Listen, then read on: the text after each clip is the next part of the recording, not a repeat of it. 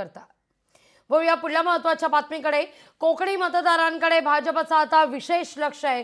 कोकणी मतदार महायुतीच्या पाठीशी राहिल्यानं भाजप आता विशेष लक्ष देणार आहे। वर्षा निवासस्थानी झालेल्या कोकण विभागीय बैठकीत मुख्यमंत्री देवेंद्र फडणवीसांच्या सूचना आहेत।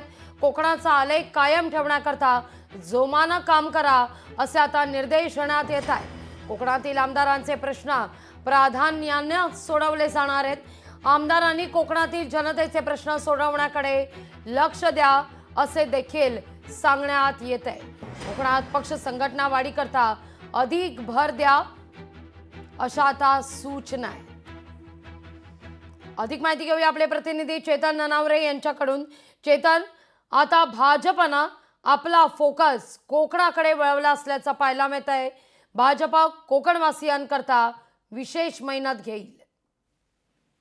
निश्चितच लागली, कारण काल रात्री जी वर्षा निवासस्थानी बैठक झालेली त्यामध्ये कोकण विभाग अर्थात ठाण्यापासून ते पूर्ण कोकणापर्यंत जे आमदार आहेत ते सर्व उपस्थित होते। यामध्ये मंत्री नितेश राणे यांचाही समावेश आहे।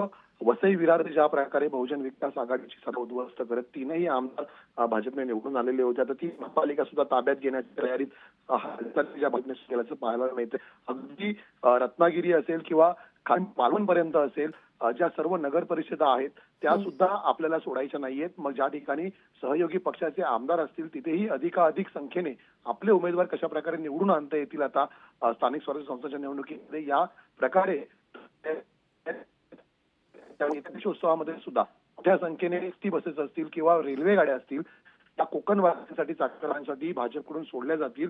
आणि एकूणच येत्या 3 ते 4 महिन्यामध्ये होणाऱ्या निवडणुकांमध्ये सुद्धा भाजप पुन्हा एकदा आता तळ कोकणापर्यंत आपली सत्ता प्रस्थापित करण्याचा प्रयत्न करताना पाहायला मिळेल। अगदी चेतन, तुम्ही असेच आमच्या समवेत जोडले राहा। पुढची देखील महत्त्वाची बातमी आहे। लोकशाही मराठी ऐका, पहा, जागरूक रहा।